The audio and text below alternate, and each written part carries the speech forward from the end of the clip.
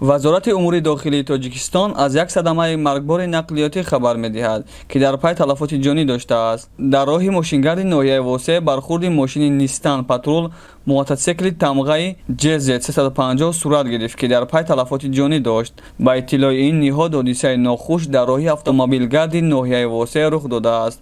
ронандаи мотосикли тамғаи ҷз 350 сокини 56-солаи ноҳияи ҳамадонӣ аснои ҳаракат аз самти ноҳияи Восеъ ба самти ноҳияи Фархор дар даромадгоҳи ҷамоати деҳоти деҳқонобод аз уҳдаи идора кардани воситаи нақлиёт набаромад омадааст. Дар хабар зимнан ронандаи 56-сола ба автомошини тамғаи Нисан-патрул таҳти идораи сокини 57-солаи ноҳияи рӯдакӣ бархӯрдааст. манбаъ меафзояд зимни бархӯрд ронандаи мотосикл ҷароҳат бардошта дар ҷои ҳодиса ба ҳалокат расидааст.